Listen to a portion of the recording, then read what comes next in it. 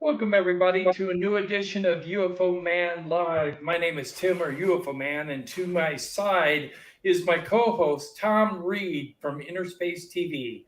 How you Welcome, doing? Tom. Hey, thanks for having me again, Tim. Appreciate it. Yeah, tonight we have a very special guest. His name is Don Schmitt. He is a 6-time best selling author and the former co-director of the J. Allen Hynek Center for UFO Studies in Chicago, also known as CUFOS, where he served as the director of special investigations for 10 years, a co-founder of the world famous International UFO Museum and Research Center in Roswell, which, by the way, is having their, I think it's the 75th anniversary of Roswell this year. Isn't that, when is that? July 4th? The 4th of July weekend, actually the 1st, 2nd, and 3rd. So Friday, Saturday, Sunday of July. Okay. He serves there as an advisor to the board of directors. He is also an internationally known investigative reporter and lecturer. His first book, UFO Crash at Roswell, was made into the Golden Globe nominated film Roswell. Also, it was the #1 book in the world in 2007 and 2008. So that is a big kudo to Don Schmitt. And by the way, Don, I owned that movie for years. Thank you, Jeff. Roswell. Yes. And we actually have the 1994 trailer to that film, Yes, which we would like to play right at this moment. please. So Go here we ahead. go. Love to see it again. Roswell, New Mexico, in 1947.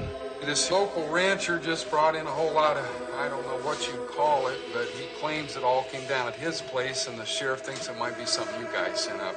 Our government encountered something Something, you know, top secret. beyond our capacity to understand. Couldn't have been anything of ours. I mean, how in the hell was that thing held together? Look at this. A power so terrifying, It's as light as a feather. I mean, what the hell are we dealing with here? Is it friendly? Is it hostile? a secret so dangerous, From now on, you're not to talk to anyone about this. That includes your family. That rancher was threatened. The sheriff was threatened. They threatened me. What the hell is this? it could forever change the world as we know it. What if people think that we are not in control of the skies? They'd be right. Nobody is going to take you seriously, not without proof. Now, it's time you learn the truth. I saw the bodies. What bodies?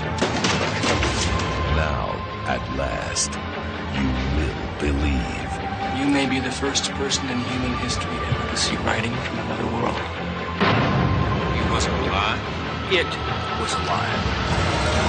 I know what I saw, and it was not from this world. You have nothing.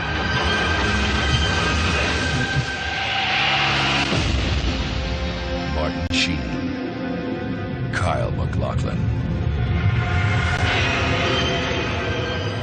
Roswell.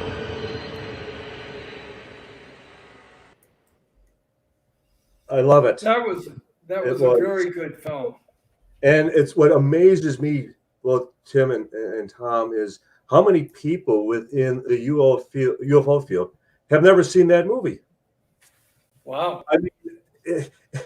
I mean, the fact that we were approached before we even wrote that book, UFO Crash at Roswell, to option the book before it was released, with the hope that it could be made into a motion picture.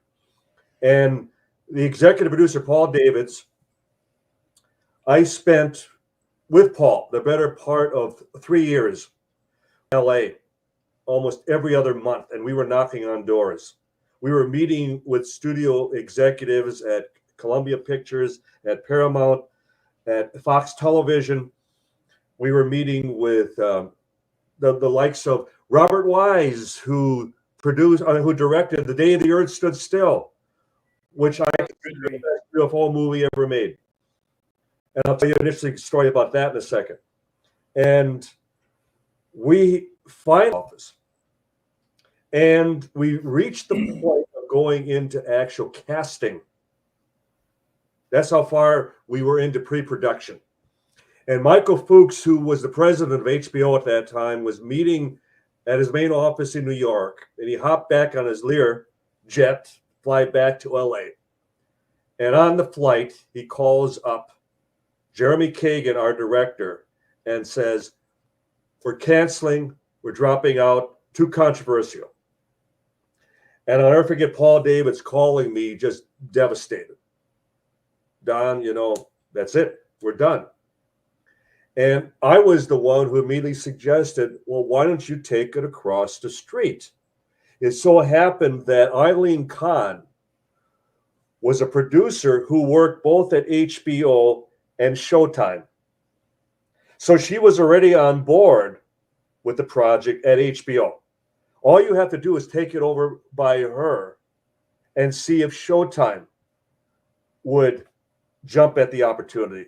We had a deal with Showtime within a week. Nice. Wow. And the rest is history. We were, Kevin Rando, my partner at that time, we were involved beyond the book. We were involved with the writing of the script. Just imagine, we had a playwright, Arthur Coppett, who did the screenplay. Wow. And the cast from top to bottom are all big name actors.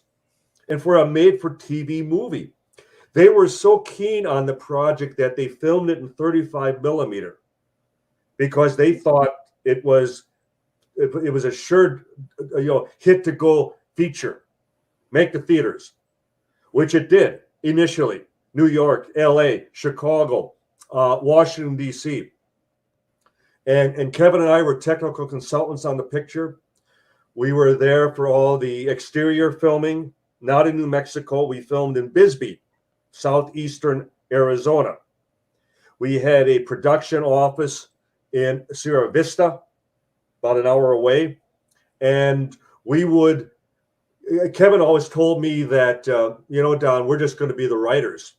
It's it's our book, but they're going to treat us like a couple of tourists. Well, that was not the case at all, you two. They had chairs for us with the camera, with the director. We sat there, and the director, Jeremy Kagan, constantly waving us over to look at the filming, and then to sit and watch the daily rushes each evening. And Jeremy turning around and going, "What do you think of this, boys? What do you, and watching the daily filming, that type of thing." So when we had first arrived on the set, even, and I'm tapped on the shoulder, and I turn around, and at first I don't see anybody. And then I look down, and I go, "Bobby?" And it was Mike Lukenland, Bobby Brady of the Brady Bunch. Well, he was our second camera, our head grip. And he is shaking my, "Mr. Schmitt, I am so proud to be part of your movie," that type of thing. And that's how we were treated throughout the entire, we filmed in November of 93 through December. All the interiors we filmed in North LA. Wow. I spent a lot of time with Martin Sheen just walking around and talking about everything outside of Hollywood. First thing he said to me at that time was, "I'll talk about anything but Charlie," his son Charlie. But I've remained in contact with Dwight Yoakam all these years, who played the rancher Mac Brazel. Dwight's manager will call up whenever he's performing within a few states in the neighborhood, and Dwight's got 2 tickets for you and your wife, and make sure you come backstage, that type of thing.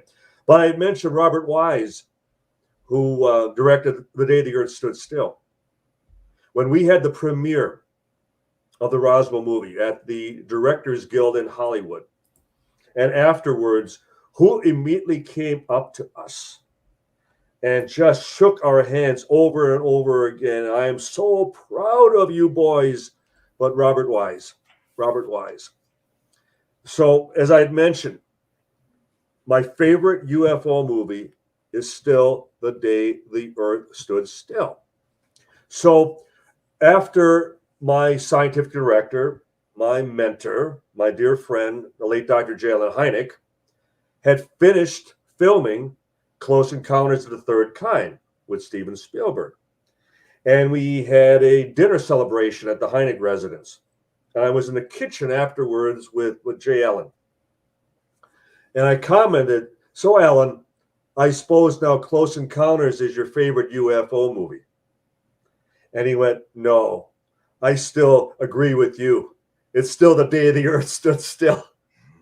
So I have been so blessed that people, and when we were nominated Best Made for TV Movie, Golden Globes, we were invited. We were the writers. It was based on our book. Guess where Kevin Randall and I were that night? Where? In New Mexico, working on the case. We felt that was more important. And that Sunday evening, we're sitting in the front lobby of a Ramada Inn in Albuquerque, New Mexico, watching the awards ceremony, looking at one another and going, this is the stupidest thing we have ever done in our lives. We should be there. He can always come back to New Mexico, but as if it's going to happen again in a single lifetime. But that's how devoted, how committed we were. But we'll regret it the rest of my life. Obviously, from all the books that you've written about Roswell and all the different projects concerning Roswell, I can see that you're very devoted. Yes.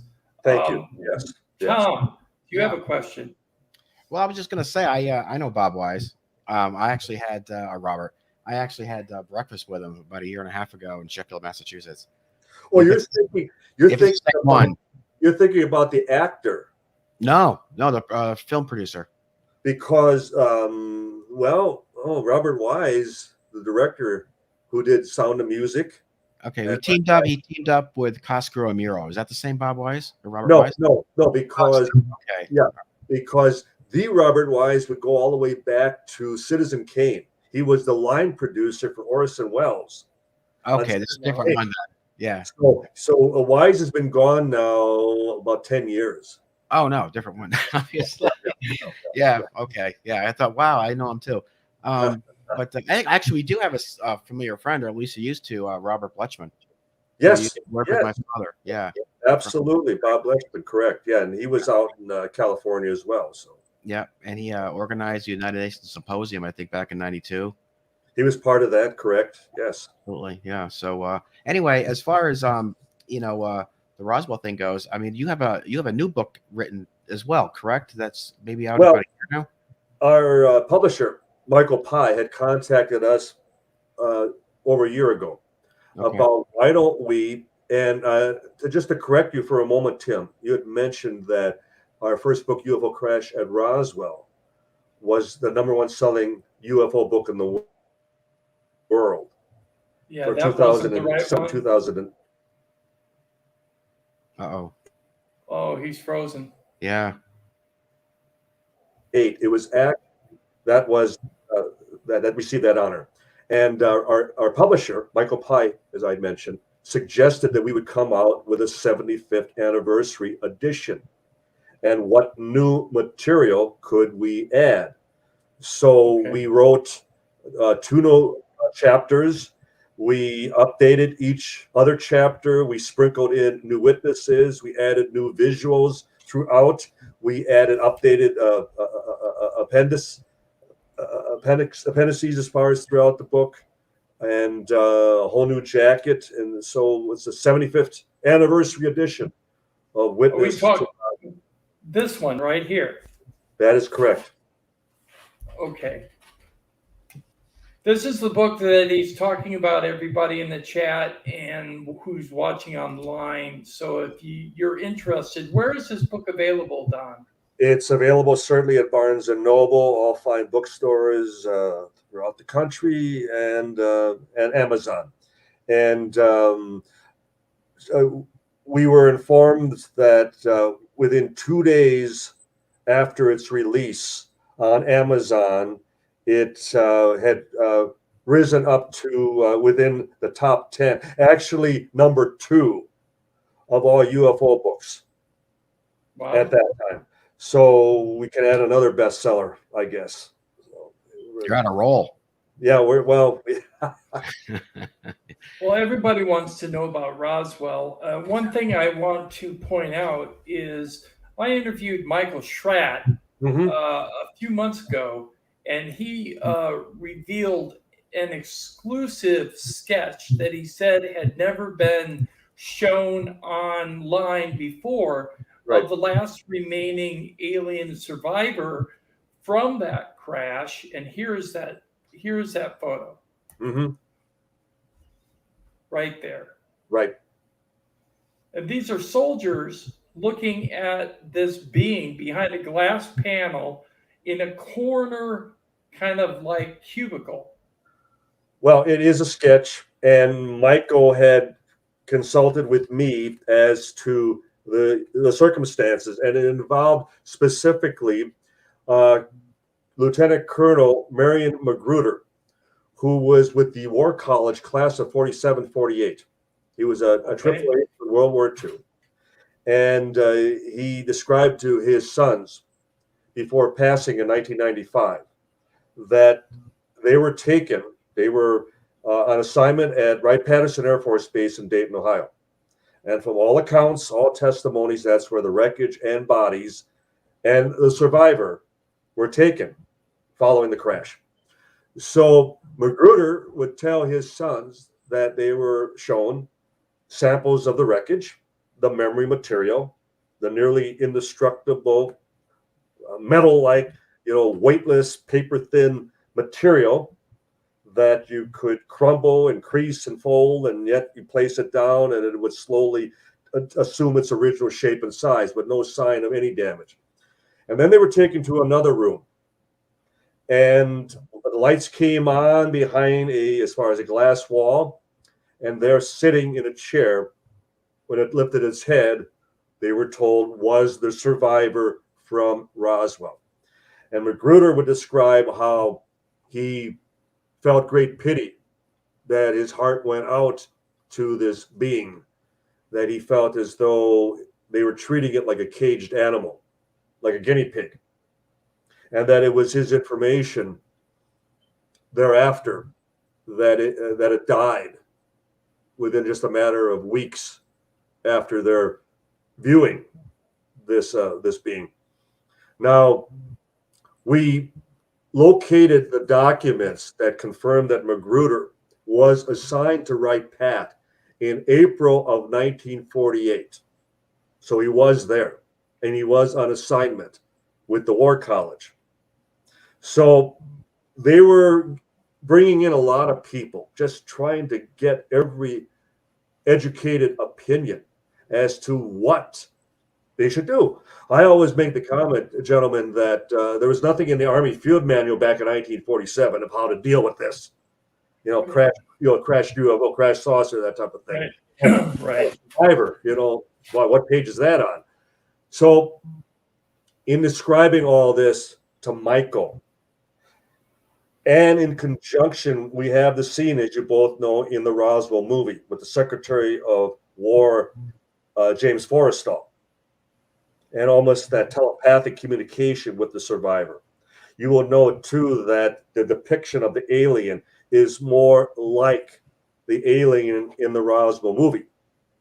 Now, I mentioned that because, and Tom knows about this, we have the lone surviving prop of the bodies from the Roswell movie. Now, Paul Davids, the executive producer, he has in his possession the actual animatronic alien, the survivor, within a glass container. It's preserved that way. Whereas the museum, we have the body on a gurney and we have it within an autopsy scene, that type of thing. But we made sure that with the movie, that there would not be an accurate portrayal of the bodies of the survivor. Now, why do you think we would do that? Mimic. To protect Well, and it was at a time when most of the witnesses were still alive, and we were working, as I described, for failing the Golden Globe Awards, that we were hot on the trail. We were making every effort to track down and locate each and every one of these people. We had the base yearbook from 1947, so we had over 3,000 names, pictures of who to focus on. It's just a matter of it was back in 47 back in 1989 when we started, and so the Golden Globes was in 94. That it was still at a time that you just couldn't go to a CD-ROM or go online and find these people. You had to actually track them down, right? Which we successfully did. And so we made sure that we did not salt the field, so to speak, that we didn't put out anything that potentially would contaminate, lead, or coach potential witnesses. Right. And we, on several occasions, had potential witnesses describe exactly that prop at the museum. Then you know they're not telling the truth. Exactly. So it wasn't to entrap anyone as much as it was to secure as much control data as possible to then be able to cross-check with information. So what Michael's illustrator did was it's mainly based on the movie. It's not based on the actual eyewitness accounts, and the depiction of the alien being is not even close. It's more like the movie prop. So okay, so that sketch I put out just recently in the live here is not accurate then. No, it's close. It's close, but then it's not close. And one of the things we had worked with Hollywood animatronic expert Mike Hill. And Mike Hill, if you ever saw the movie Total Recall with Arnold Schwarzenegger, for example, and those scenes with when they're exposed to the Martian atmosphere, right, and they're suffocating and their faces are contorted. He did those prosthetics. Okay. The Octopus Man in the one Spider-Man movie. He did the arms, the tentacles. Cool. So they were involved as far as in doing as far as all of this prosthetics as far as in these movies. And I had worked with Michael, and the one thing that was always missing based on all the eyewitness accounts is that, and I'm talking specifically about the survivor, that no one ever suggested that we were dealing with anything monstrous, horrible, frightening. The comments over and over again, gentlemen, is that it looked very serene, very peaceful, and as a result, and very nonviolent, very non-threatening. And it's the one thing that was always missing, that our composites, the sketches we would do from the witnesses, was very sterile. Right. That picture is very sterile. It's cold. Like non-emotional. Yeah. Right. We wanted to create, based on the eyewitnesses, something that would look like you would see it approaching you on the street, and you would not be afraid to walk up to it and shake its hand or engage it. You wouldn't be threatened by it. And we finally captured that. Now, this information that you got, this is from people that actually, I guess, within that 2 week span, actually interacted with the survivor. Right, were involved. One, for example, he was his name was Elazar Benavides. Okay, and he was part of an MP unit that had just finished guard duty, and he was in his barracks, and he was told to immediately report to the big hangar, which they called Building 84. Back then, it was known as P3. It was a B-29 bomber hangar. And he arrived, and he was issued a rifle. And he described that you could tell that the hangar was under lockdown. The area. Are we talking this hangar? Yes. Building 84, B-29, and back then it was called P3. That's exactly the hangar. And you see even the cars are around circa 1947. Well, anyway, the hangar was under heavy exterior guard. He was told to go inside, and then he immediately saw that it was also under guard inside this building. And he noticed vehicles, he noticed a lot of wreckage scattered in an area off to the side of the hangar, and there were a number of gurneys. And they were instructed, he and a number of other enlisted men were instructed to load up the gurneys into the back of an ambulance truck and take them immediately over to the base hospital, which was also on the east side of the base, the Roswell Army Airfield. The first atomic bomb field in the world, the 509th Bomb Wing, first atomic bomb squadron in the world, Roswell Army Airfield. I emphasize that because they were the elite within the military at that time. They were a composite unit where they selected the best officers, best pilots, crew, doctors, nurses. So no question, we're talking about the best the United States military had at that time. So anyway, Benavides is describing how they're loading the gurneys into the back of this ambulance truck. And they were sheet draped, they were sheet covered. And then one of the men accidentally stepped on a corner of one of the sheets, pulling it free. And before he knows it, he's looking face to face with what happened to be under one of those sheets. His immediate reaction was, oh my God, all the rumors about the crashed flying saucer must be true. And here's one of the bodies. And then what just totally floored him to the point that for as long as he lived, he never got over it. The eyes opened. And there he was within inches, face to face. And so those are the types of personal, firsthand accounts we have about the survivor. Yes, Tom. Can't hear you. Okay. Why do you think that they covered it up then? What did they actually think it was dead, or were they just trying to move it? It was just a matter of keeping things under wraps, localized, keeping them, everything transited through that hangar. P3. Okay. Let me ask you this too, if I could follow up. So the 2 weeks that they actually, the survivor was actually alive. Right. Did anyone ever back in the day talk about how they were able to communicate with it or what have you? Because to live for 2 weeks, it would have had to have eaten. Well, right? it actually, normal conditions of life. I mentioned that regarding Colonel Magruder, Okay. that his information after April of 48. So in other words, it was almost a year later. But that lived just a few weeks thereafter. So how long was it actually alive then? So it would have taken it right up till May. So that's almost a year. That's almost a year. So there is proof then somewhere within the those who investigated this or were involved in that, they know what they eat, what they drink, what they need to survive. So there's a lot of knowledge that comes with that. There would have been every effort to communicate. Yeah. And obviously they were able to sustain it for all that time.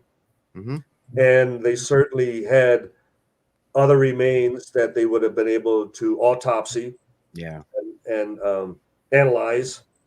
So the survivor, I have no doubt they would have made every effort. And as we all know, even with people that claim abduction, missing time experiences, interaction, and the idea that the communication is telepathic. Yeah. And I think, Tom, you had a little bit of that. Sure. Right. And that would make sense that it would be like just a thought projection. So the thought that the survivor was more it didn't appear to be have a mean intent or anything, right? It was kind of soft. You said it was kind of like meek and childlike. We had numerous witnesses say that they were like children.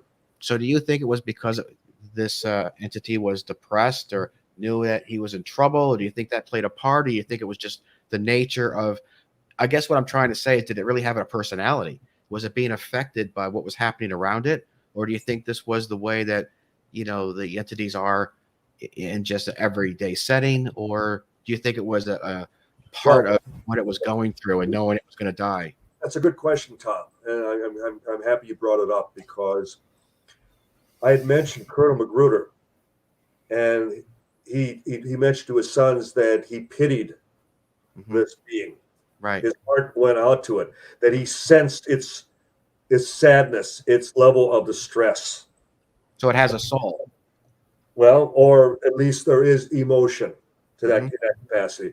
And then at the very crash site, the one of the firemen, he was a fire crew chief by the name of Dan Dwyer, and he and another fireman by the name of Ed Reeves, they drove out in one of their cars, and they arrived at the impact site just before the military did. And Dwyer told his family about catching something out of the corner of his eye and then seeing this creature stumbling, trying to make its way towards them, and that he had impressions within his mind that there's nothing more that anyone can do. I've lost all my comrades, that type of thing, and my mission, is a failure. So that's what Dwyer, conveyed to his family. That was the mental, impression that he received. Was there any? Sorry. Did they ever find out what the mission was that he failed at? Another good question. I often point out when just describing the history of the area of New Mexico. I find it amusing that whenever I lecture on college campuses, that especially with the faculty present and giving them a little history lesson, I'll ask the question, now, where was the first atomic bomb detonated? You'd be surprised how many of the members of the academia go, well, Japan, of course, Japan. No, how about 2 hours west of Roswell? New Mexico. Yeah. And then you had ongoing atomic research at Los Alamos, just northwest of Albuquerque, and at the White Sands Proving Ground, north of Alamogordo. You had all the testing at the captured German V-2 rockets after World War II. And then, as we mentioned a moment ago, at Roswell, you had the Roswell Army Airfield, headquarters of the first atomic bomb squadron in the world. Now, Project Blue Book, which my scientific director, Dr. Jalen Hynek, was a scientific consultant to, the most famous of the three official UFO investigations, also determined that there were more UFO sightings in New Mexico than anywhere else in the country at that time. So for me, there are two things that one could serve as a possible objective on the part of this intelligence from off the planet. That first flash at Trinity site, that first atomic bomb detonation, that's intelligence signal is still traveling out through our Milky Way galaxy. Mm-hmm. It's still serving as an intelligent beacon to us here on planet Earth. Okay? So that serves as a signal. And then the second thing being, New Mexico was the hotbed of all military research at that time. So what you obviously had is someone who was very curious about our military potential back in 47. And what better place than New Mexico? So that's what their mission was, to scope out our military capabilities. And if we were going to become a threat off the planet. Right. And if we were going to poison our own planet, because everything that's been brought here could die without, water and food and that sort of thing. So if you're wiping out a whole section of a state, if you will, that eliminates, that adds a toxicity to the area. Well, one of the things that in working with and interviewing many of the people involved with the 509 bomb squadron, and then for having talked to people who flew with Paul Tibbets on Enola Gay, and you had Colonel Chuck Sweeney on Boxcar, the second atomic bomb, and then John Custer Mellon, who was an authority not only in the 509 bomb group, but also on the Manhattan Project. And one of the things you quickly learn was that they had a most nonchalant attitude towards this new, this new super weapon, that they were sending ground troops in to ground zero within minutes after the detonation. And they were flying aircraft through the mushroom clouds, not to see the effect on the pilots and the crew, but on the instruments, on the aircraft. So we were all expendable in that regard. So they had this very laissez-faire approach to atomic weaponry. In fact, they were looking into launchers like bazookas that could actually launch nuclear warheads. And they were flying a nuclear reactor back and forth from Roswell to Fort Worth, Texas, with the hope that they eventually would be able to have atomic-powered aircraft. Well, they abandoned that after they realized they would have quite a catastrophe on hand the first time one would crash. And then they had many mishaps with bombs falling out of bomb bays, and fortunately things didn't end. But the point being, and you both raise a good a good question, in that how we then went into this race with the Soviet Union and who was going to come up with the biggest stick, the biggest bomb. So we were experimenting. We were detonating bombs to the point of hundreds of atomic bomb detonations throughout the next 10, 25 years. And you can just imagine an intelligence off the planet thinking at some point that planet is going to not only self-destruct, but it's going to be uninhabitable. Right. And do we want to even be in the neighborhood? Do we even then want to take the chance of being there? And so I think in many respects, they behave exactly as we would upon confronting another inhabitants on another planet. You first check to see if they have a greater defense mechanism than you do. And I'd like to believe when we've had many situations involving nuclear facilities where they clearly have demonstrated they could shut us down, in a matter of minutes. They can just disable our missiles. They can, disable missiles in flight. Right. But you really got to be careful around nuclear power plants. They start shutting those down, the cooling mechanisms, we're going to explode anyway. Right. But maybe that's one of the reasons they could for a little bit, but then what just think of what could happen due to that. But yet, as we all know, that situation hasn't happened. Or maybe it happened at one time. It happened as far as that Indian Head nuclear power plant in upstate New York when you had the Great Northeastern Blackout in the late 60s. And that might have been one time where they just made such a show of power that, we could shut down the whole grid. We can make sure you're not able to launch a single missile. We're going to, we'll show you just exactly what power we do possess. Right. I think an entire New England area lost power. That's correct. Right. That is absolutely correct. Yes. I know a lot of people are thinking that they're going to stop us from firing missiles in the case of a nuclear launch. Yes, Tim. The hope is that if it should ever get to that point, that they'll intercede. They will prevent. They will shut us down. Right. Good. If we accept that we're, no matter what the origins, the source of the phenomenon, if we're dealing with time travelers, either they managed to evacuate the planet before it self-destructed, or we did make it. We did survive into the next century or two, that type of thing. Or if it's a parallel universe, or if we are truly dealing with biological beings from another planet that are traveling from A to B, whether they're using wormholes or, even twisting and manipulating time, time and travel, that type of thing. But nonetheless, that they also would have the power to intercede, to intervene, to step in. That will. And I know a lot of people are hoping that that would be exactly the case.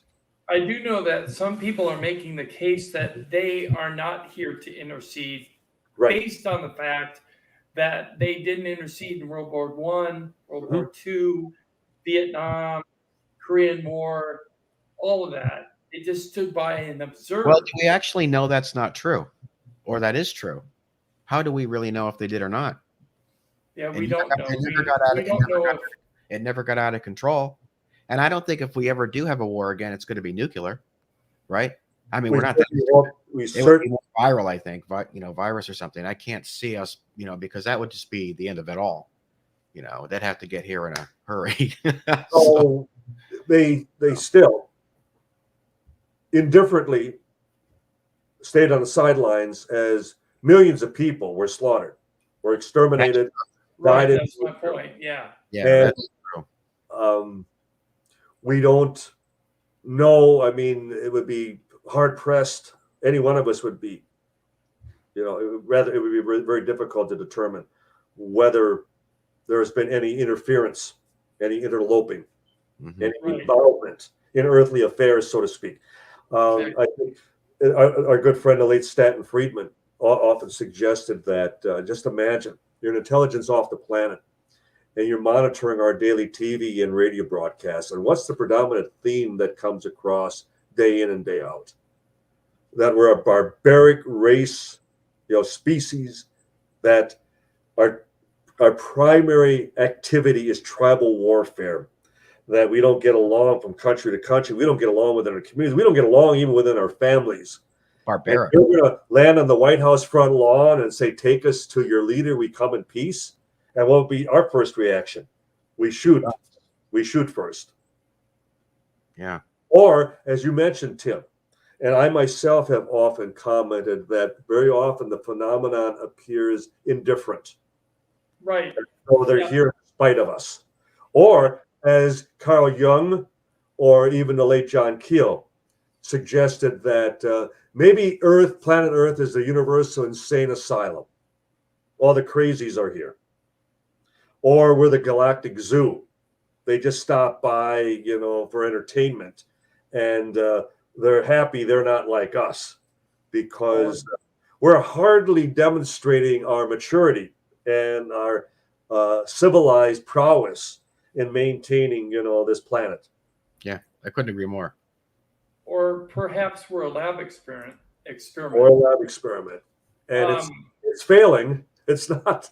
I've always said that Earth is our galaxy's arc. I mean, we have, after 8 or 5 extinctions, I should say, global extinctions, that we have, 8 million species here thriving. And there would have had to have been groups of these, animals, if you will. Otherwise, everything would have been inbred and died off anyway.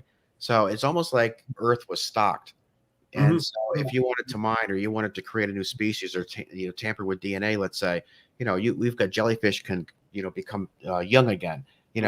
Dogs have incredible senses. So if you were able to tweak and use the animals here, like Tim was alluding to, almost like a lab, but at the same time, we have all these species here that I think were brought here. So if we blow ourselves up, hypothetically, let's say, which it's not going to happen, but if that were to happen, I guess it could happen.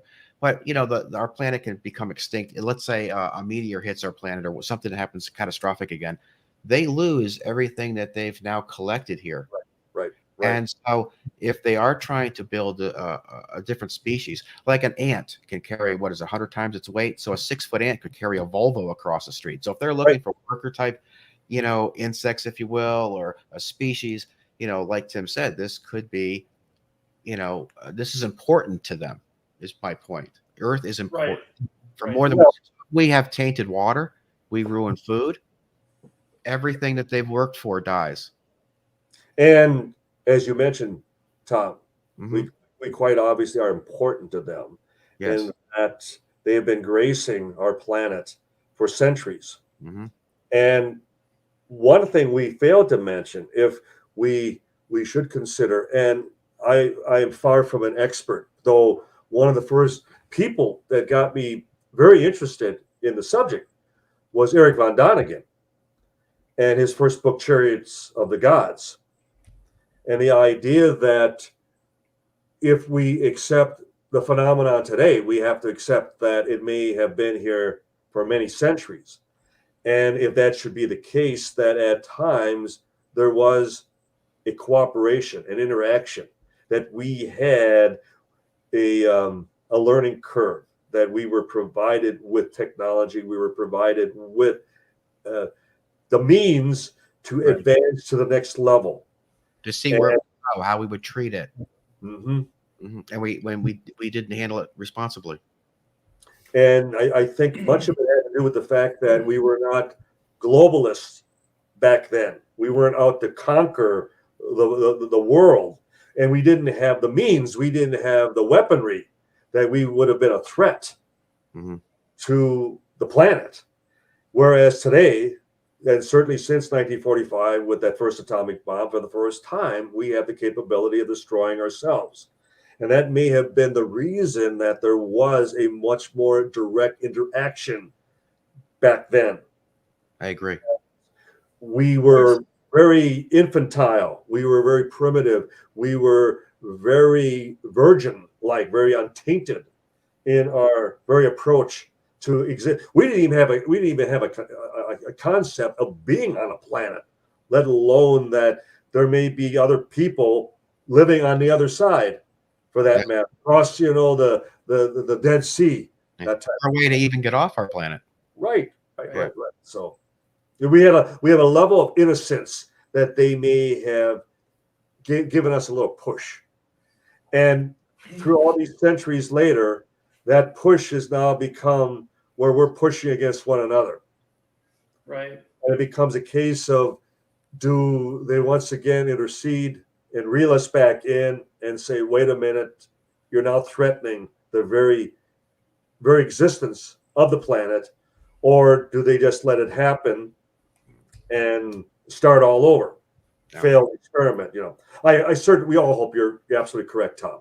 But I'm just laying this out on the table right now because let me ask a question, Tom. When you had your experiences, did you feel as though not only that you were among brothers, you were among people that were here to help, they were benevolent in their very approach, or were they again indifferent? Were they very methodical in that they had a mission, they had a purpose, a reason, and you help them fulfill, that assignment, and then they move on to the next? As I've said for a long time, the off-world experience that we were involved with wasn't what was so troubling. It was the on-world, after effect from people that treated us a certain way, and what made life very difficult for us. The mocking, the picking on my mother, that kind of thing. But to get to from what I remember, I was very young, but I was not scared. A lot of people say I was terrified of this, I'm scared of this. I was not scared at all. Maybe because I was young, and that craft might have symbolized didn't hit me in the way that it did maybe somebody older and more mature that might have understood what that could mean. For me, it was just kind of it was extraordinary, and I've said it was almost a privilege to see that and be part of that. So for that, I was more in awe. And then as far as what I remember, those moments, that experience I had, I don't ever really remember being scared. I just remember worrying about where my mother was. Why am I here? That kind of thing, like you would if I went to a house and everybody left. I mean, it wasn't as if I felt like I was in danger, that kind of thing. So I was just became part of something. I was more, frightened because I didn't understand really or what was happening or why this was happening. But no, I don't remember. There was a moment or two where I remember a little bit of pain here and there, but I don't know where that came from. But no, so I don't believe that the visitations we have is meant for harm. But then again, I believe there's different races here for a multitude of reasons, and perhaps we were lucky in that respect. Who knows? That happened to be the particular race that you. Right, because I hear a lot of different things, and I listen to people, and I understand that not everybody's experience is going to, couple somebody else. See, Tom, you're also describing what I have heard countless times from specifically the military witnesses at Roswell. And we had talked about this earlier, in that there was nothing threatening. They didn't feel that as though there was anything to be afraid of, except that there was a fear that they were handling contaminated material. Because they recognized for what it was, that and specifically the men who were part of the recovery operation. And they were spooked by it because it was that advanced. They realized that this was something off the planet, and as a result, they didn't know if they would later suffer from it. They didn't know if they would even live to see another morrow, for that matter. But again, dealing with the survivor, dealing with the one thing that, would have left them with the longest lasting impression. I've yet to have any one of the witnesses describe that they were fearful or felt threatened by it. And again, that's why I use the term that it was almost childlike, a level of innocence that they also, they sympathized with. They felt, they could feel the pain of the fact that they crashed, he lost all his comrades, and this was his fate. Is there any evidence that the bodies are still at Wright Pat? From all accounts, Tim, and we had a former deputy commander at Wright Pat, Fulbert Colonel, told us that pretty much everything was shipped out by the early 1980s.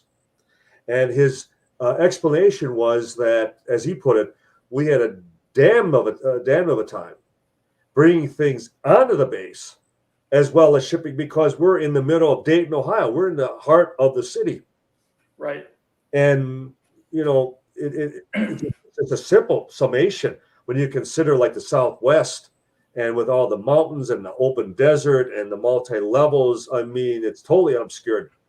And so I tend to accept his description of it becoming much more and more of an obstacle in maintaining that level of secrecy.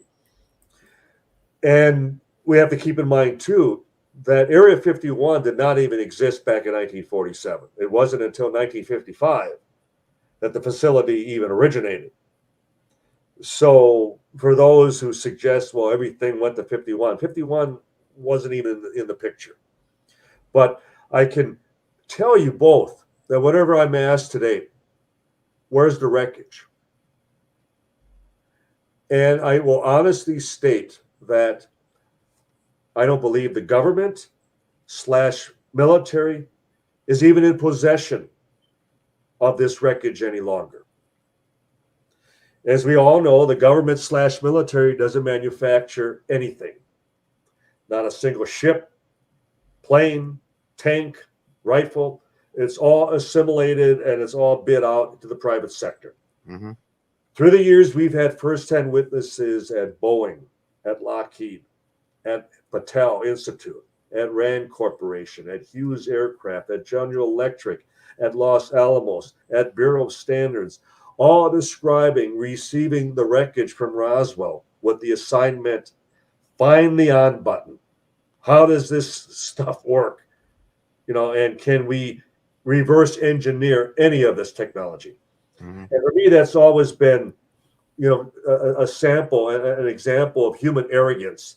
The idea that we can quantum leap the technology and just jump like Will Smith in Independence Day, jump in the cockpit and fly that thing like, Not a manual.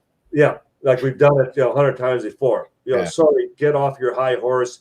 Human beings, we're not there. We're a far cry from this technology. And so the idea that the government has just buried this for all these decades, no. They did assimilate it into the private sector with the hope that somebody would finally break the code. Yeah. And so that's why I am the people I work with, my partner Tom Carey, for example, we're convinced that the government / military lost control of it many years ago. And the old order didn't pass it down to the new. Many, I would say most of the high-ranking officers back in 1947, they took the truth with them. They died with it. And as a result, they lost chain of custody many years ago. And so that's where we're convinced it all lies within the hands of the private sector. We remember Eisenhower talking about and warning us about the military-industrial complex. And I think that's one of the things he was warning us about, that they were taking over. And that was back in 1961. So 60 years ago, he was warning us about this. Well, I'm here to tell you this evening on your show that that's exactly what happened. And they're the ones who are in possession of all the physical evidence. Including the bodies. Including the body. Well, okay, we have 3 first-hand witnesses from the Biological Medical Research Facility, which happens to be in Dugway, Utah. Okay, And yeah. Yes. And the fact that we have 3 high-ranking firsthand who all 3 told us Dugway, I can accept that the bodies are cryogenically, because you wouldn't be sending them out into the private sector. Biological remains are tested, dissected, autopsy, and that's the end of it. Right. You only are able to glean so much knowledge from the biology and nothing more. The physiological, make up the DNA, and beyond that, freeze it. Just freeze it. Just freeze them. Just preserve unique specimens. Right. And so they would never have released. Would need to. Bodies into the private sector. Just freeze them, as you said, Tom. So, if I may, so a question for you. So, if what we're alluding to right now is that this private sector got in touch, got their hands on all this material, and so here we are now jumping about 10, 15 years ahead. We've got the space race. Now we're comfortable that possibly we can use this information to beat Russia to space. Right. And that's when all this funding went to NASA. And a lot of people don't realize that NASA used to be in Boston, across from MIT back in the day. NASA was correct, Tom. Yeah. Where you had Command Aerospace, Sikorsky, GE, what you were alluding to earlier, Pratt and Whitney, Sprague Electric, which made the goodwill message that was left on the moon. All that was in New England. And here we are now. We got all these companies making capacitors, and all this stuff just exploded. And we actually did beat Russia to space, to the moon, right? Well, to the moon. We didn't beat them into space because they beat us with Sputnik. Right. Went to the moon. Yeah. So, and how many people are aware that the very head of the Apollo program, the race to the moon, right, was Nazi German rocket scientist Werner von Braun. Yeah, he was I knew that. Yeah. That were brought here all with Operation Paperclip, where we grabbed as many Nazi scientists as we could. And one of the things that we've also been working on in the last number of years, we've been proving, because we've been finding families, we've been talking to their last doctors, that the Paperclip scientists were brought over from Fort Bliss in El Paso, Texas. They were brought over to Roswell to examine the wreckage.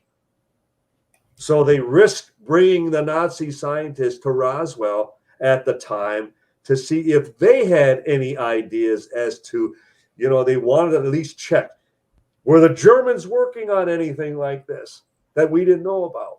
Because we know the Germans were highly advanced. They were way beyond, both United States, Japan, Russia at that time.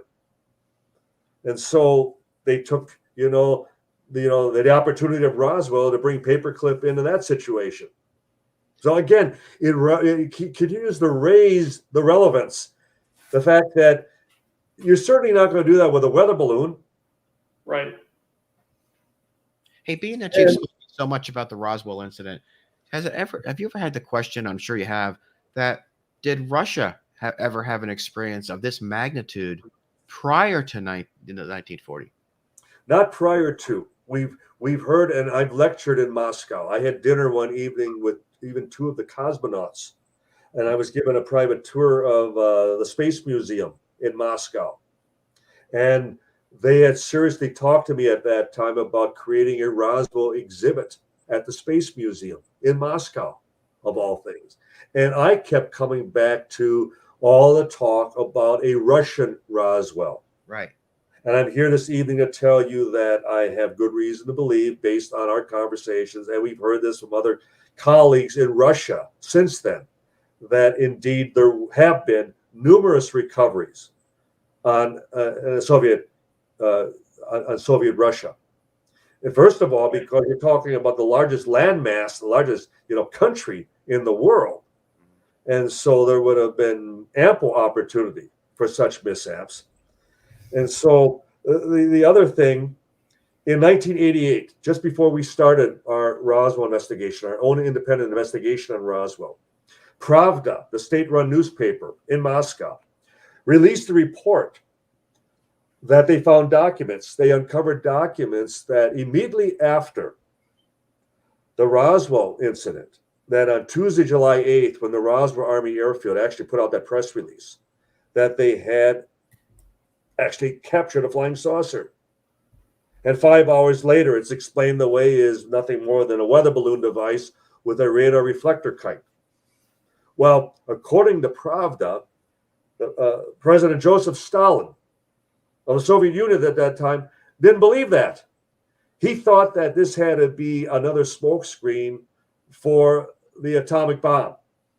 That 2 years before, Russia was shocked when we, unveiled, that new super bomb. And the Soviet Union wouldn't detonate their own first bomb until August of 49. So we had a 4-year jump on them. 4 years. That still took them to detonate their own bomb. But Stalin felt that the weather balloon explanation at Roswell was another cover story for something else. And he immediately requested that his men in the field would do an investigation and provide him as far as with their assessment. Well, Pravda then reported that based on interviews of some of the former KGB officers who were involved, that the report to Stalin was that it was not of American design, whatever it was. It wasn't American. And it did not appear to be of an immediate threat. But they recommended a top priority investigation by the Soviet Academy of Science. And then it listed all those scientists who were to report back to Stalin by the end of that year. Now, wouldn't we love to see what their final, determination was on Roswell? But lest any of your listeners or viewers believe that, well, maybe it was Russian. Well, Russia was half destroyed by Nazi Germany at that time. They were still crawling back as far as from the ruinization that they faced during World War II. Yeah. China was a third world country that, I'm sorry, they barely had cars in China at that time. So if it wasn't American, then whose was it? And I can't emphasize enough that when that ranch foreman, W.W. Brazo, first reported the debris, nothing had been reported missing. There was nothing being tested at that time. It was a 4th of July weekend. Most of the officers, most of the personnel were home on leave.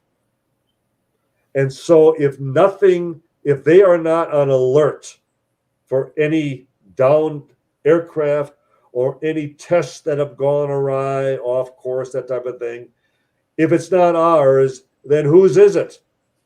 What does this represent? What does this technology represent? And if it was ours or Germany's or whoever, just throwing it out there, then we would have already known, because we still had radar back then. We would have known it's in the area, and we would have had planes, and we would have had people waiting for it. exactly, It was exactly. like such a surprise, right? Exactly. We would have, because as Tom knows, and I don't know if you've ever been to New Mexico, Tim, but Yeah. the high desert, it's all open desert. It's unchanged in 1,000 years. Right. And the idea that where this debris was deposited. Now, mind you, the crash takes place late evening of July 2nd. The rancher doesn't report it for 4 more days. Sunday, July 6th. That wreckage is still out there. If we were missing anything, if we were testing anything, aerial reconnaissance would have found it within hours. It's totally unobscured in the open desert. And it covers an area of a mile long. So for anyone to suggest, well, maybe it was ours and it just took us that long to find it. Again, you're demonstrating your ignorance. You don't know the territory. You don't know how quickly the military would have had aircraft in the air securing the wreckage if it was something top secret, something that sensitive, that they would have made sure that it never would have fallen into the hands of any civilians. And there were 2 crash sites, correct? Correct. There was a debris field and an impact site, much Okay. closer to Roswell, where the remains of the craft and the bodies and the survivor were located. So hypothetically, the bodies would have been there for 5 days with no water, no food, right? Because it took that long. Correct. So that all, unless they had food on board. and it was a pod, Tim. The remains of the craft, it was about the size of a Volkswagen Beetle, as described, egg-shaped, and so it would have been most likely the cabin, the cockpit of the craft. And whether through the explosion, the malfunction, that it was jettisoned like an escape pod from the explosion, and then impacting about 25 miles from the debris field, about 35 miles north of Roswell. And that's where, again, the remains of the crew and the lone survivor were recovered. Now, what about this material that everyone's pretty much heard about this, unless you've lived under a rock, that was very lightweight, and was it in sheets? Was it in squares? The shape of the material itself, I've gotten very good ideas what it looked like and how it felt and the mechanics of it. But how much of it was actually found? And was it windy? Because that material could have blown around, correct? It could have blown quite some distance. Yep. I just need to drink something. Not at all. I got a scratchy throat myself. I've been nursing this all. There we go. Yeah. Well, so I guess my question is that material is very light and thin, and I don't know how much of it they found, but was it possible that a lot of it would be out there?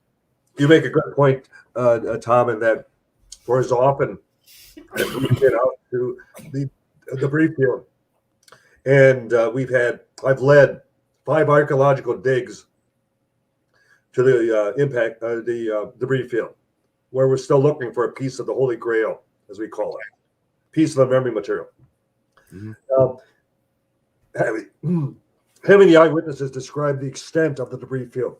Right. It covered an area, as I said earlier, of almost a mile long. That's a tremendous amount of wreckage. Yeah. There was one large piece, about 10 foot wide, that material, the light stuff? Of the material, right. That the ranch foreman, Brazo, dragged behind his pickup truck. Wow. I didn't hear about that. In a livestock shed.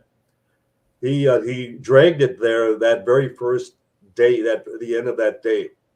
And in fact, even in the press release that the Roswell Army Airfield put out, it states that the rancher stored it in a livestock shed before it was picked up by the Army. I can see that. Oh, they found it though. But it was that large piece, and it created a long furrow, a gouge that was a few hundred feet long, 10 foot wide, a few inches deep. So that was the largest piece. Oh, it's 2 inches thick, this stuff as well? No, the gouge. Oh, okay. Into the ground, right. Now, The livestock shed was still there until about 15 years ago, about 3 miles to the north of the actual debris field location. Now, the rest of the field was covered with a lot of pieces that were about handkerchief sized, but most of it maybe the size of the palm of your hand, even smaller. I-beams with the symbology that ran the length of each piece, silken strands of material like microfilament fishing line, and the witnesses described how you could hold a light up to one end and the light would emit out the opposing end. Well, they're describing fiber optics. Back in 1947, yet fiber optics didn't come into vogue until around 1970. And then you had the sheets of material that were paper thin, weightless in your hands. Engineers at the base describe how they took a 16-pound sledgehammer. And I joke, like, the next time you're in a Home Depot, pick up a 16-pound hammer. You know, it'll go through your car like tissue paper. And yet the engineers at the base describe that no matter how often they would strike, they would pound on this wreckage, it wouldn't even scratch it. And then the memory material, the same weightless, nearly indestructible material. But this you could crumble, you could crease, you could fold. And yet every time you placed it down, it would flow like water. It would unravel and just smooth right out. And so that's the type of material that we continue to hunt for, because it would explain this all overnight. Just imagine, both of you, if we could have a press conference and we have a piece of the actual memory material in front of a room full of reporters, and just by just demonstrating that no matter what you did to it, it always returned back to its original shape and size. And yet a bullet wouldn't even penetrate it. I do have a question. Why would the ship disintegrate Right.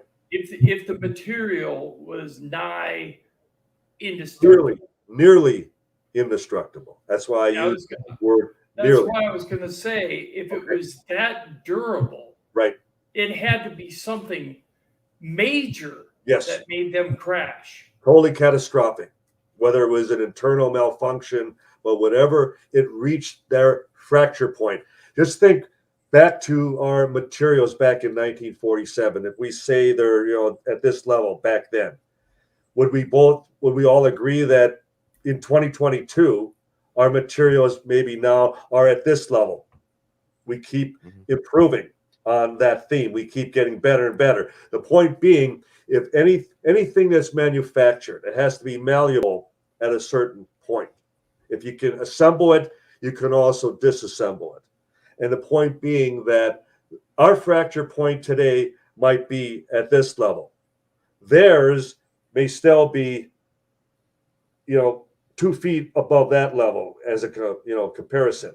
But whatever happened, it reached that level of stress. It reached that breaking point. It had to have, yeah. And it reached that fracture point, and so it broke up. Unless, go ahead, Tom. Go ahead. So, go ahead. All right. So, with regard to the wreckage and the material, obviously, if it's unbreakable and it was able to break apart, then something exceeded that stress point. However, were the pieces that were found, did they look like they were fabricated in a certain way, or they just actually look? Yes. You had asked that earlier. Were they squares? Were they circled? Whatever. Yeah. Like even Major Marcel, who was the head of intelligence, who was first sent out to investigate this, and even on his way back to the base, and he lived off the base at that time in Roswell, right within the city. And at 2:00 in the morning, he wakes up his wife, Viad, and his son, their only son, Jesse Jr., who would go on to become doctor. He was an ear, nose, and throat surgeon. He was a full-bird colonel in the Air National Guard. He even served 2 tours in the war in Iraq at the age of 69 and 70, if you can imagine that, as a flight surgeon.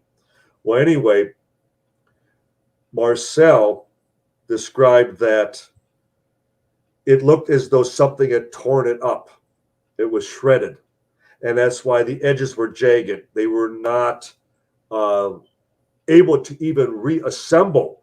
Even in the kitchen where he had the debris scattered, they attempted to put together some of the pieces of the puzzle, so to speak. And they were never able to do that. They couldn't find any commonality or any common edges or borders. And so it was quite catastrophic, whatever caused this to break up. Yes. And a lot of the debris could have blown away then too. Like Yes, I failed to mention that. So it's an ongoing. It was always an ongoing joke with us, gentlemen, when we would be out at the debris field, that there's a prevailing wind at the site. It's high desert, and we always would joke we'd be better off looking in western Texas for the wreckage than at the location in Lincoln County, New Mexico. Yeah. Okay, well, I want to ask you something about something that's very important that's coming up on Tuesday, the 17th. What do you think about the House of Representatives Intelligence Committee UAP public hearing? What is your perspective on that? Unless, and we have been preaching and we have been pounding this drumbeat since December of 2017 with the New York Times article, that unless they subpoena and grant immunity to whistleblowers, people within the military who have been silenced, who have been threatened into submission for loss of pension, loss of rank, even forfeiture of benefits and imprisonment, that if these men aren't, and women, aren't afforded an opportunity to testify without fear of reprisal and describe their own personal experiences, we're not going to hear anything new. You have two spokespeople from the Pentagon who most likely, in a need-to-know capacity, know nothing about this subject. It's one of the things that I often tell people in the press. Whenever you speak to anyone, either in the military or in the government, realize that these people are highly compartmentalized. They only know that which they have access to. The difference that Tim, Tom, and I have is we can come at this from any direction. Correct. We're not being restricted. We can investigate this from every possible angle. And one of the things the military has a long track record of is that they typically will assign someone who has the least knowledge of the subject matter so they can't slip. They can't trip up. They can't make a mistake. And as a result, the two people who initially now who testify before the Senate Intel Committee, I will guarantee you they will only be able to speak that for which they have been informed, that for which they have been briefed, and nothing more. If you were to ask them about a single UFO case or a single UFO event or witness or a situation, they will have no prior knowledge whatsoever, because they're not going to take that chance. Because if they crack that Pandora's box even slightly, they'll never ever be able to put the genie back in. If they utter a single word suggesting that Roswell was something beyond the four explanations they have already provided, cat's out of the bag. Right. So basically, they're trying to control the narrative. Precisely.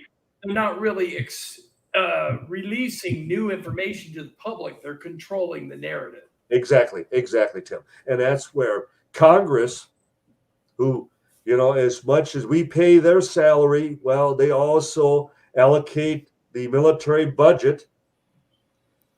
And so they, pull their purse strings. And it's like, well, then we're going to grant immunity. We're going to subpoena our own witnesses. And you notice, both of you, who's been strangely quiet for the last 5 years in all this is the Air Force. The very arbiters of the cover-up since 1947 are the ones who have yet to be called on the carpet. We're relying on the Navy. We're relying as far as on people who heretofore, like even when Project Blue Book, those files were declassified in 1977. 13,000 cases they investigated. 701 remained unexplained. But where were the Navy cases? Where were the Army, Marine Corps, National Guard? I mean, they weren't having UFO experiences? Every time there was a UFO experience in the military, it was always the Air Force? So that's where we have to keep the pressure on these elected officials. That's where the Senate Intel Committee has to get to the bottom of it. Otherwise, they're once again going to maintain the status quo. Oh, yes, we're investigating this. We're going to rely on the military to brief us on what they have been investigating. And it's going to be a repeat of Project Blue Book all over again. Well, it's kind of like Project Sign. The estimate of the situation is the playbook that they're following. It's a national security threat, so we cannot release certain information because it's a threat to our restricted airspace and our pilots. So we're not going to tell the public because we just don't want to do that. National security, and that's always been a fallback with them. And you both acknowledge the fact that they only acknowledge the phenomenon back to 2004. Right, they won't go back before that. Because if they were to go back to 47, well, then all the questions of Roswell would come up. And then secondly, well, how could this possibly have been Russian or Chinese or any other country at that time when the United States was the lone superpower in the world at that time? And if it's a threat within the 2000s, you mean it wasn't a threat back in the 40s and the 50s and the 60s and thereafter? And so they're keeping it contained within a narrow window. So I'm also concerned that their fallback can still be Russian technology, Chinese technology, and that they can do if it's within, from 2004 to the present. They go back decades before, then it clearly has to be someone else's technology, and it's not Russian or Chinese.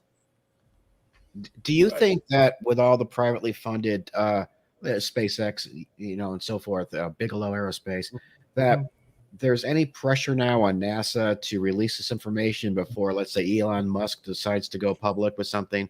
Do you think that there is now, another space race, if you will, within the industry? Because at that point, if it does come out through, say, Elon Musk or SpaceX, then NASA's going to look foolish. And so now there's this point where and obviously the Air Force and Navy are not the groups that really have the information. They have some of it, but they're privately funded groups through black budgets or however. But at the same time, there must be some pressure for the government to release something before a privately funded organization does. I feel that way. I don't know how you feel about it, but what's your thoughts on that? Well, you make an excellent point, Tom, in that though NASA is a mere shadow of its former self, and it has been for 50 years. Just imagine, and I know Richard Hoagland, we've had the discussion, that just imagine if the Apollo program would have continued unabated, and as much as the Kennedy administration, with the goal that we were going to land on the moon, we were going to have a manned mission to the moon by 1970. The plan thereafter was that we were going to have a manned mission to Mars by 1985. So here we are, 45 years or 40 years later. And what do we have to show for our space program? Nothing. So then the question is, have we had a secret space program all these years? Well, it wasn't NASA. Was it the military? Well, we know that the Pentagon, for example, was constantly leasing the shuttle for secret missions. We don't know what they were doing. Well, we suspect they were launching their own satellites as far as for laser and particle beam technology, that type of thing. They were setting up as far as that network, that triangulation that we would have global coverage as far as that we could take on, as far as SDI, Strategic Defense Initiative, Star Wars, that I was all part of that program. But to suggest that NASA would have ever been surpassed by the private sector, and here we are, that whether it's Richard Branson, and whether it's Bigelow Aerospace, and whether it's as far as Elon Musk, and NASA is just idly stepping back and going, boy, thank God they're taking over for us. Yeah, but they're also funded by the U.S. government, so their lips are sealed. Right. So, but yet they still are a civilian private corporation, NASA, albeit they're government sponsored, but nonetheless. Aren't they more of a public front? Yes, and that's the thing, Tim, that they become more of, and thankfully it's because of the private space program that now the pressure is on. Right. And now that China is talking about manned missions to Mars or to the moon, for example. And that Elon Musk is talking about actually colonizing Mars.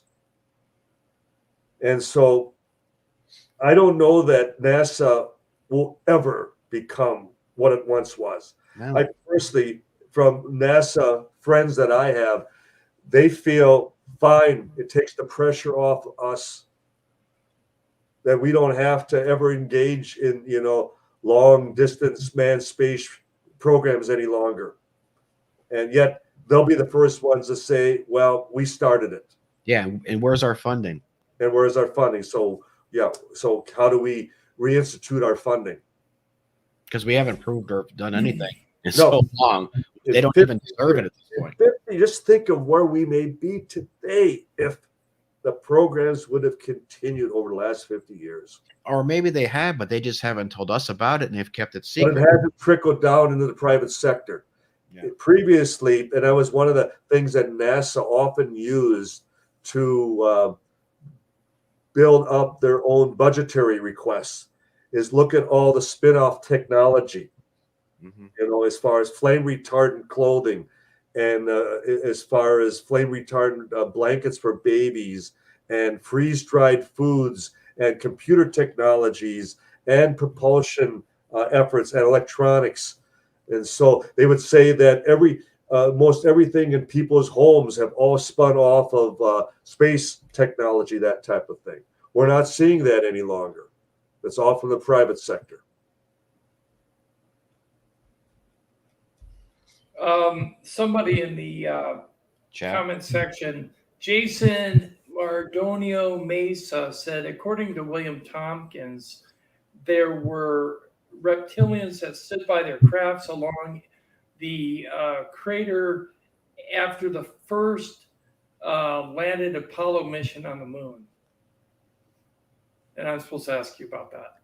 Well, we know that numerous astronauts have made statements to the effect that we have visitors or we're not alone here, that type of thing. And we know because of the time delay that much of it certainly was edited out. And supposedly these stories even come from ham radio operators, people that were picking up the actual radio transmissions, that type of thing. We know that astronauts have had experiences. We know that Neil Armstrong, was actually quite interested in UFOs. And so, and Gordon Cooper, Buzz Aldrin. Story. Edgar Mitchell. Yeah, Edgar Mitchell, certainly. Edgar Mitchell wrote the foreword to our Witness to Roswell book. And he certainly wouldn't have done that if he didn't endorse the book. He did support it. Yeah, Curry Musgrave, certainly, yes, yeah. So it's as though they've either had experiences or just by being in space, they have a greater awareness that Earth is nothing more than just a little speck, third rock from the sun. And right. We should come again. We should get off of our arrogance and realize that we're just part of a one small galaxy of billions of galaxies. And to think Right. that the lone inhabitants here, on planet Earth, only the debunkers, only the skeptics wish that, believe that. Yeah. One of the things that I've always said is since they're determining now that there are different dimensional realities and possible multiverses, if either one of those have planets and they have their own multiverses and their own different dimensions, then our concept or perception of the universe could be infinite, Totally. even more so than what we thought of before. And that makes Earth even smaller yet. Yes, absolutely. And nationalism is the name of the game here on planet Earth. We all owe our allegiance to our respective countries, our elected officials, that type of thing. And for the first time, we'd all have to concede we were nothing more than Earthlings. That we're Right. all here on this, this spaceship Earth with a limited, source of sustenance, and we don't get along with one another. And we were talking earlier that it would appear that many of our leaders are hell bent on destroying the planet for whatever agenda, whatever purpose. And so we would like to, for those of us who accept that we're dealing with a phenomenon, we're dealing with an existence, a technology off the planet. We like to believe at some point we will grow up, we will mature enough to become members of the galactic neighborhood, the Federation, as they would call it, like in the Star Trek, series. Right. But I'm afraid, even in biblical years, we haven't, we're just as barbaric as we were 5,000-6,000 years ago. That the Or only way, even more so. yeah, the only way we settle problems is still, We just hide it better. Yeah. What I was going to say, when we were talking about infantile, that humans being infantile, I think we still are in regards to researching what's really going on. I mean, we're still looking at things in a very narrow point of view. I mean, most people won't even step out of the box of their normal daily lives to take a look at what's really going on behind the scenes. And that's a real frustration I have, because it's hard to get people to see the truth. And the fact that we're dealing, as we were mentioning, we were describing the Senate Intel Committee, we certainly know they know next to nothing. I mean, every meeting, every discussion I have had with men and women on Capitol Hill, they know nothing about this subject. And then you have a mainstream media that falls into the same dilemma. They know nothing about this subject, yet they're the ones asking the questions. And then who do they typically go to for the answers? But not the investigators, not the historians, but and in your case, Tom, I'm pleased that they do go to people who've had experiences. But more times than not, they go to people in the entertainment field. They go to people who film documentaries. They go to somebody who, writes a book. Well, I've seen them interview you quite a bit too. So, but it's far and few between. And then it used to be the rolling of the eyes, the smirk or something. But they're getting more serious about it now. But you're right. It's almost like it's the flavor of the month, if you will. It's a hot topic. Let's talk about it. Let's get the ratings up. But they really don't care. Very cyclical, and then they just the 24-hour news cycle. Then they move on to the next story. Right. So that's where it is incumbent on us, especially for the fact that it's the first time in 50 years that we have hearings in Washington. And even when we had them 50 years ago, they were just cursory. There were just a few statements. There was just a few days of asking questions, and then that was it. That was the extent of it. It was dropped like a hot potato, and the subject became totally taboo at that point. Right. We can't allow that to happen this time. we have a wonderful opportunity that if we step to the fore and say there's a rich history that dates not back to 2004, but back to 47 in contemporary terms, and then we can document that it goes back centuries. Right. And that we have to be open-minded to the fact that if we're dealing with a phenomena in 2022, it existed also hundreds of years in the past. We can't just have a beginning where it first arrived and let's hope that it's one of ours, because the last thing we're going to acknowledge is that it's something off the planet. Well, that's what they're afraid of, that if they lose that earthly control, they'll never be able to reel it back in. They'll never be able, and again, we have to push for whistleblowers to be granted immunity, to step forward. We all know that there are dozens and dozens of high-ranking officers, retired generals, full-bird colonels, that if they would be called in to testify, they could describe some of the most profound cases of all time. We can't lose this chance. I think part of the problem is they don't want to be caught in a lie. I mean, they've been lying for over 75 plus years, one lie after another to cover one lie and lie again and again, and they're afraid of being castigated in public. And I really believe that's the case. And not only that, they don't want to admit that they do not have control of our airspace. That is also an excellent point, Tim. The idea that they'd have to concede that there are aircraft, there are devices that have total impunity within our own airspace and every sovereign airspace throughout the world. And as a result, they concede that there's something there. We don't know where they're from, who they are, what their intentions are. And then, trust us.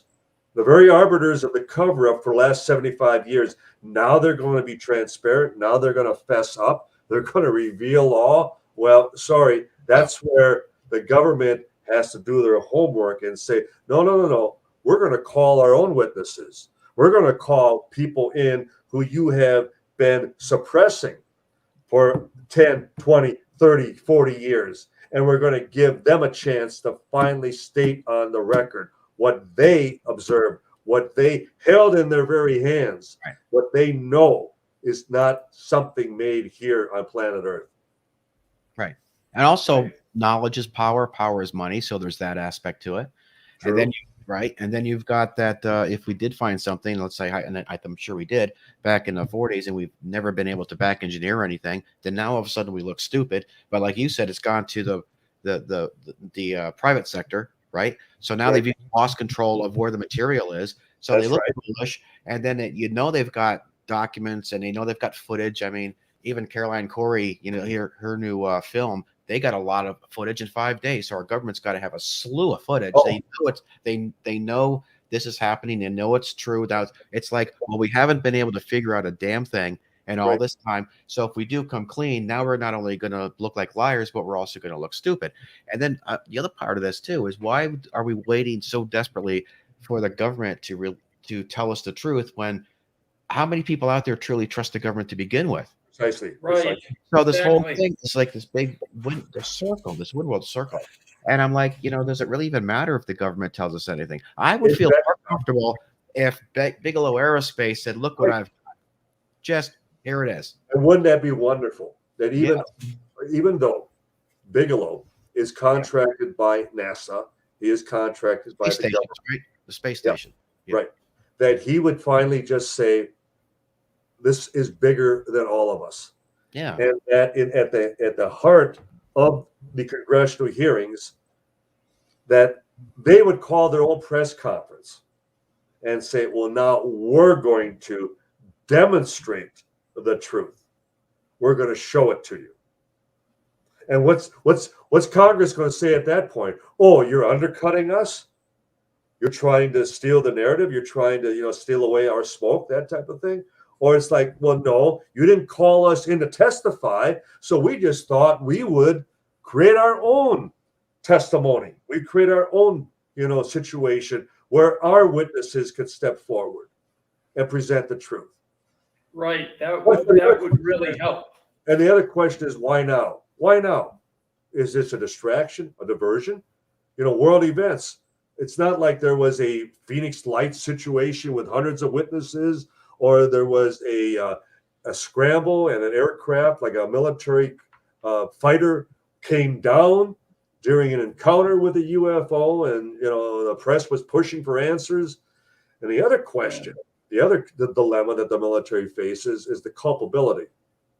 That, especially back in Roswell time, all the witnesses who were threatened, all the children who were told they would be killed if they ever talked about this again.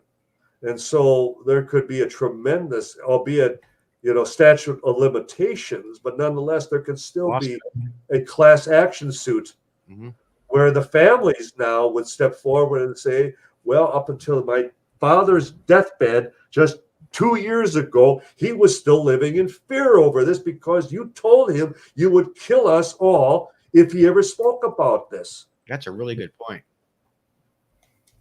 So it's a lot more than just, it's the subject is so taboo that they're risking their careers if they ever speak out about this. No. There's again a history, and that's what they're not acknowledging.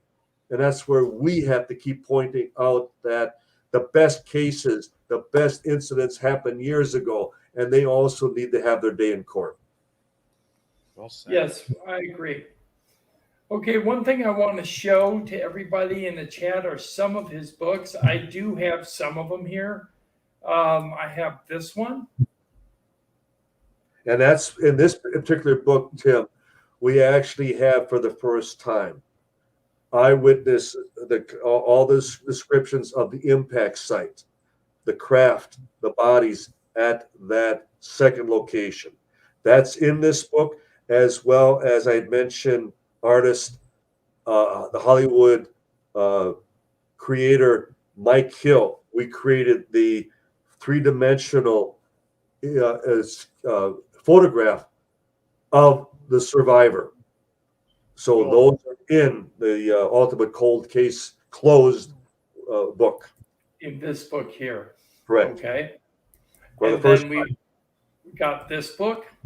right, which is the cover-up of how they managed to suppress the information from the media, how they shut down the media in Roswell, in New Mexico, throughout the country, throughout the world, what they did to the politicians up till today, what they did to their own military personnel, what they did to the civilians to silence them.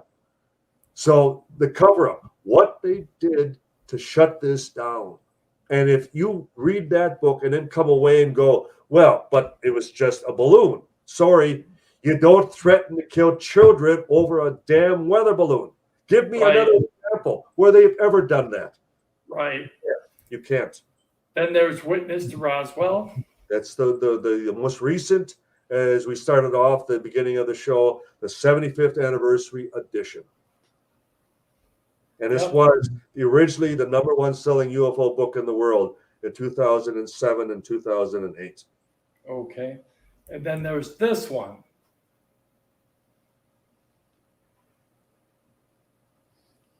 The Children of Roswell. Is that a book or is that something other?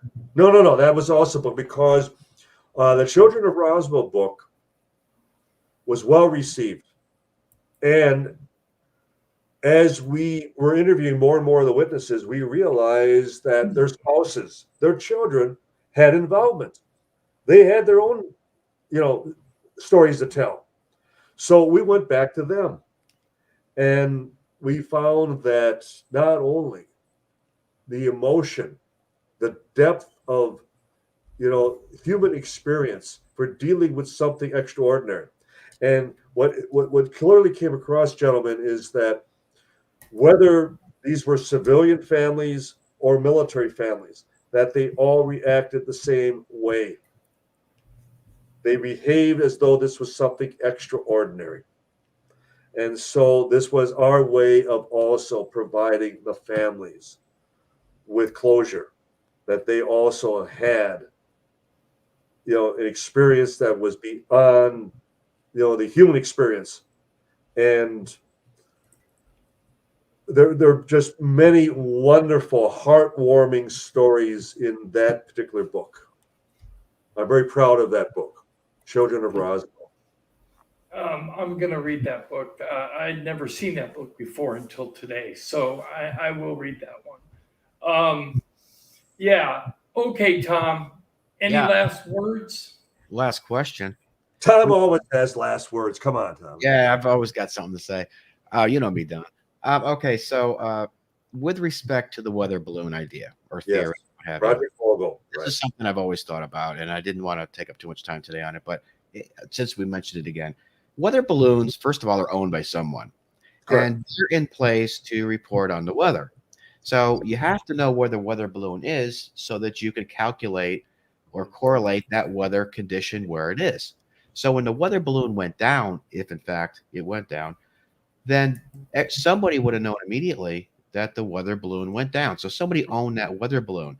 So if it was a weather balloon and that took place, then there would be no justification for the amount of government and the amount of money that was spent for all these troops to go into Roswell and then even buy caskets the size for children. Of course. The weather balloon, did anyone ever ask whose weather balloon it supposedly was? Oh, yeah. We know the last time it left a signal to the whoever was utilizing or had leased it at that point, or who owned it at that point. Well, do either of you know where the weather balloon that was photographed at Fort Worth at the balloon press conference with Major Marcel and General Roger Ramey and his chief of staff, Colonel Thomas DeBose, and weather officer Irving Newton, and those pictures that went around the world at that time, Marcel holding up sheets of the radar kite. Yes. Do you know where that balloon is? I actually got a picture of that. Do we know where that balloon came from? Yes. Now look at it. Neoprene rubber, reflective foil, wooden sticks, string, and tape. A 5-year-old could tell you that's not off-the-shelf material that a child would recognize. And here, the very people in charge of the atomic bomb had never seen anything like this before. Now, you know where the balloon came from? It came from Roswell, because these very balloons were launched twice a day from atop the bank building in downtown Roswell in conjunction with the bomb drop exercises that the 509th Bomb Group was doing every day. Right, so they knew what to identify. There's a picture in the base yearbook of the balloons even hanging from the rafters before they were deployed. Let me ask you this. Did anybody ever claim through insurance the loss of that balloon? Well, these were these were military sanctioned. These were balloons that were used by the military. Everything's still insured, right? Right.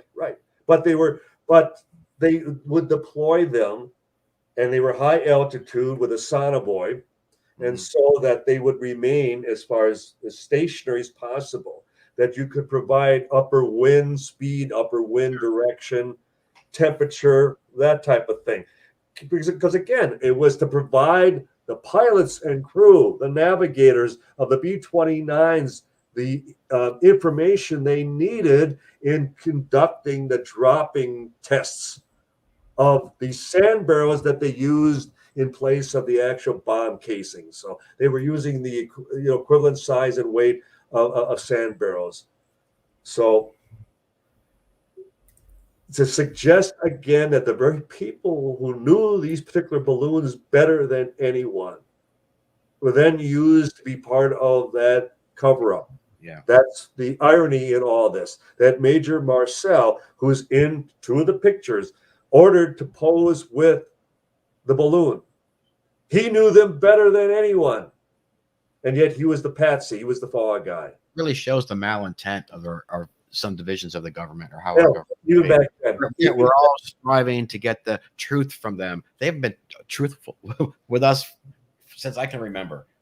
World War II would be a primary example of just how many atrocities were covered up by our own military. I mean, war has a way of just bringing out the worst in officers, not the enlisted men. The enlisted men are following orders. They're doing what they're told to do at the risk of court martial. Yeah, right. Being, locked. But the point is, it's the officers who sit back, and they're the ones who also call the shots at Roswell.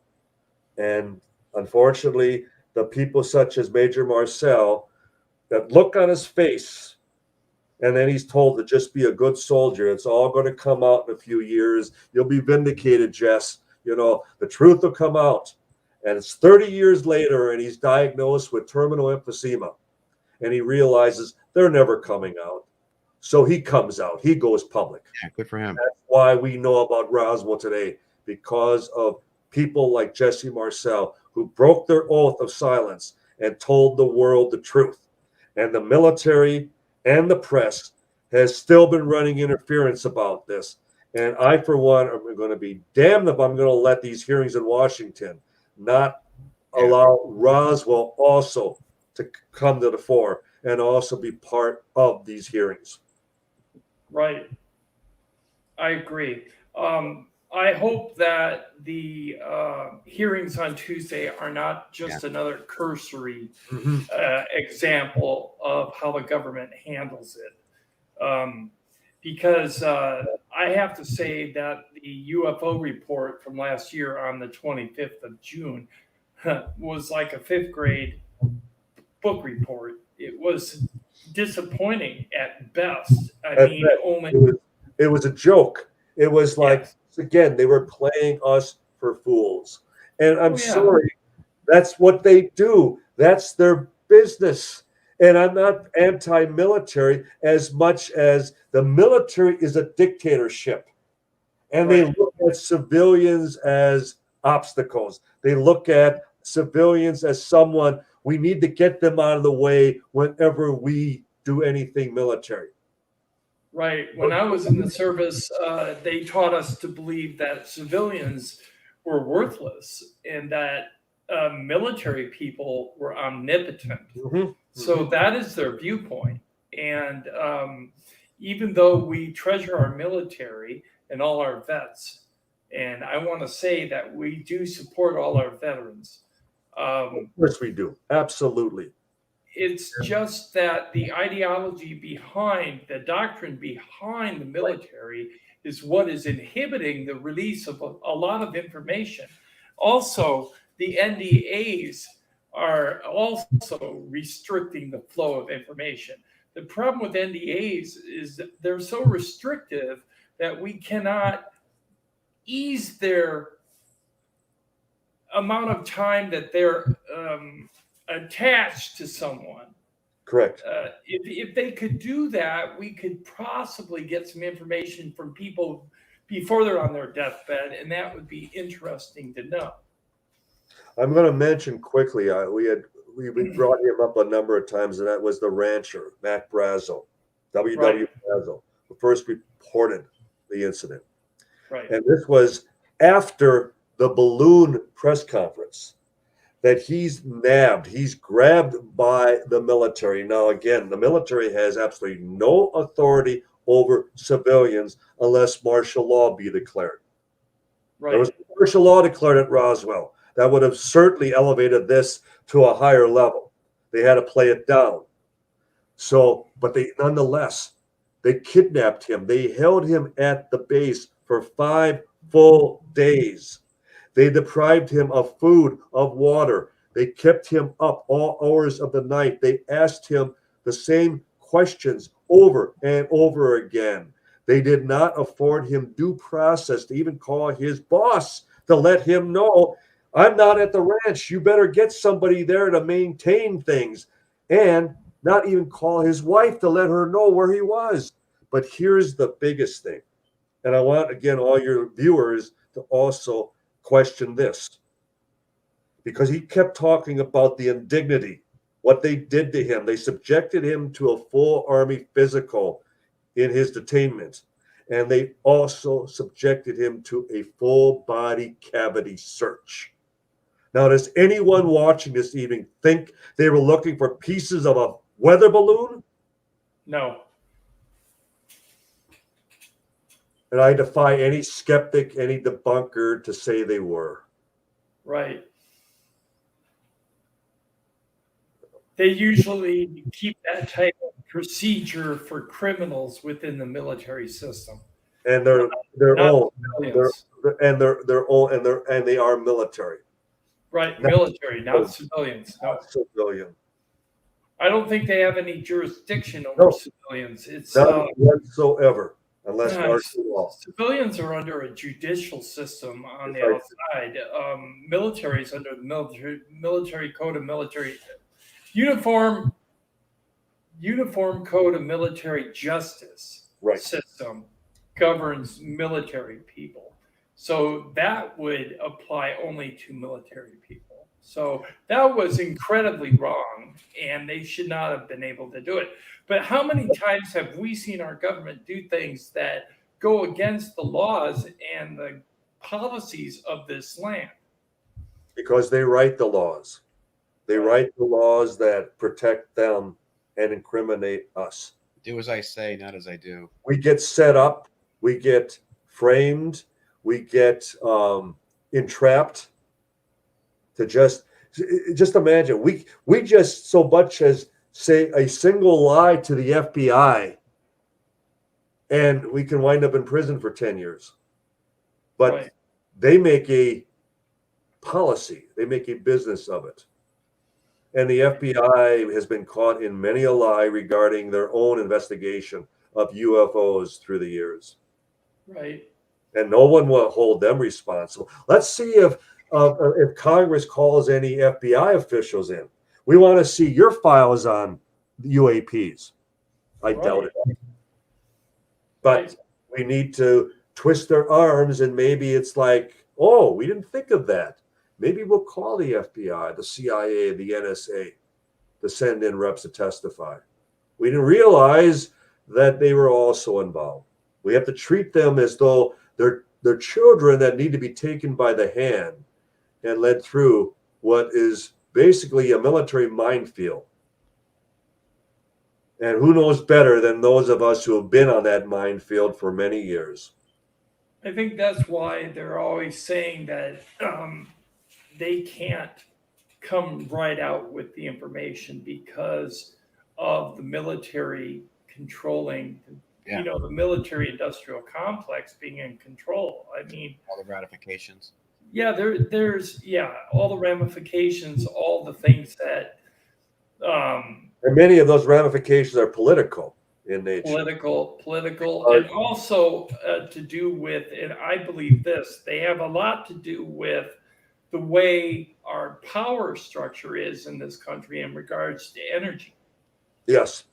Like petroleum-based energy, because if we lose petroleum-based systems, then we have to start accepting like 0-point energy and things of that nature from UFO crashes and whatnot, right? Then people are going to start asking, especially scientists, they're going to start asking, where did they come from? How did they get here?